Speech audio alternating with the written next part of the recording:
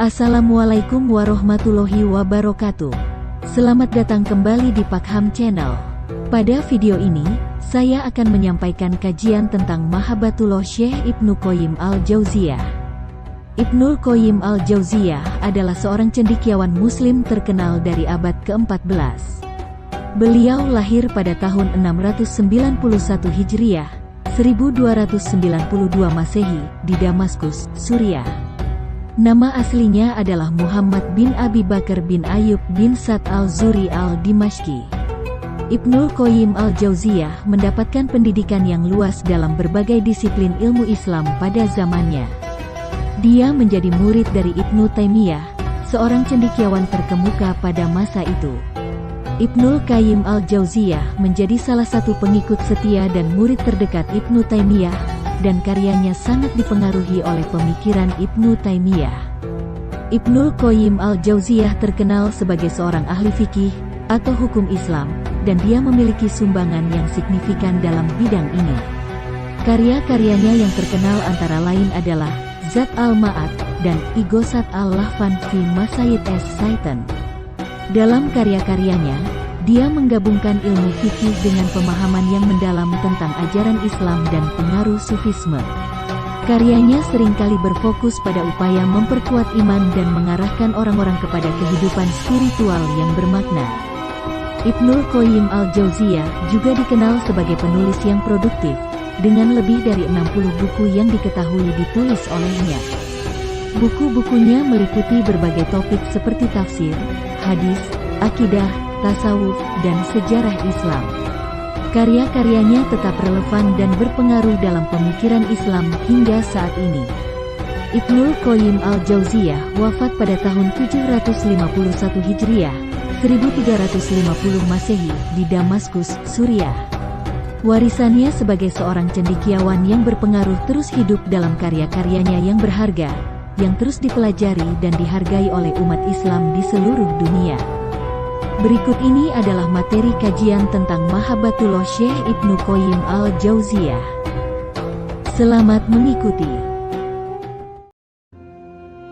Mahabbatullah Syekh Ibnu Qayyim al-Jauziyah. Kedudukan cinta. Cinta adalah kekuatan spiritual, asupan, dan ketenangan.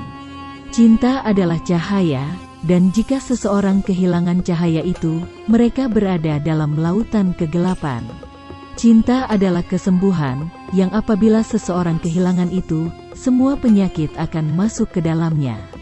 Cinta juga adalah kesenangan, yang apabila seseorang kehilangan itu, hidupnya akan selalu penuh dengan kesedihan. Cinta adalah ruh dari iman, perbuatan, dan keadaan. Ketika cinta hilang, tubuh menjadi tanpa ruh. Tanda cinta yang pertama. 1.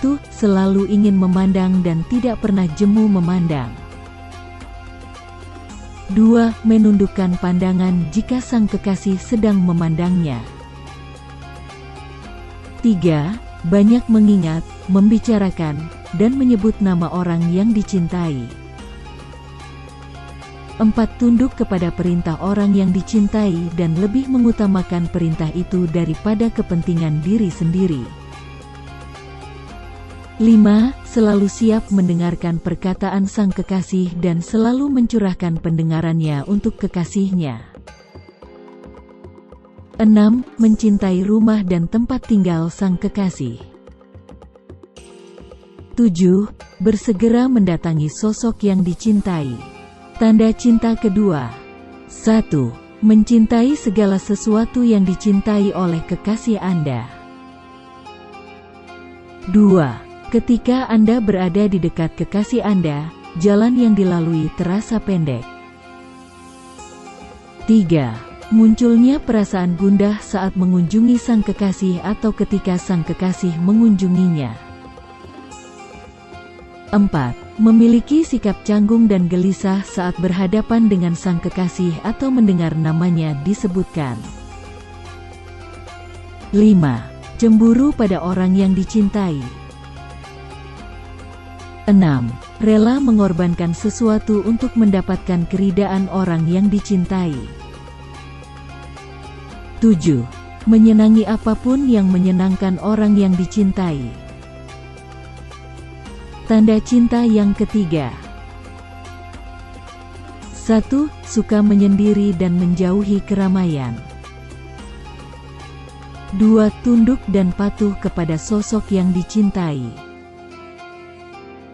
3. Helaan nafas yang panjang dan lebih sering frekuensinya. Helaan nafas seperti ini ada dua macam, yaitu A. Helaan nafas yang disebabkan oleh perasaan duka dan sedih, seperti yang dikatakan oleh seorang penyair, tarikan nafas para pencinta menunjukkan kepada kita akar dari rasa sakit karena cinta yang mereka tutupi. B. Helaan nafas yang disebabkan oleh perasaan gembira dan senang. 4. Menghindari hal-hal yang dapat merenggangkan hubungan dengan sang kekasih atau dapat membuatnya marah. 5. Adanya kecocokan antara orang yang mencintai atau pecinta dan sosok yang dicintainya. Pengaruh dan konsekuensi cinta. 1. Ketika bersiap tidur, tidak tidur kecuali setelah mengingat kekasih yang dicintainya. 2. Ketika bangun tidur, hal pertama yang terkesan dalam hatinya adalah kekasihnya. 3. Tidak ada yang lebih menyenangkannya kecuali saat berdua dengan kekasih dan tiada keinginannya kecuali untuk selalu berdua dengan kekasihnya. 4. Ketika menghadapi kesulitan dan bencana, hanya kekasih yang selalu diingat dan dipikirkannya.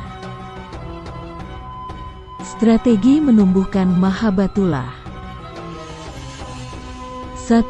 Membaca Al-Quran dan memperhatikan serta merenungi makna-maknanya. 2. Memperbanyak pendekatan kepada Allah melalui amal-amal sunnah selain yang wajib. 3. Merangkak pelan-pelan, memenangkan Allah dalam setiap pertarungan melawan hawa nafsu. 4. Mengenali Allah lebih dalam, memahami nama-nama dan sifat-sifat Allah. 5. Menyaksikan ciptaan, kebaikan, anugerah dan nikmat-nikmat Allah. 6. Menundukkan hati senantiasa di hadapan Allah. 7. Memperbanyak khalwat dengan Allah. 8. Berinteraksi dengan orang-orang yang telah mencintai Allah. 9. Menghindar dari semua yang berpotensi menghalangi antara hati dengan Allah.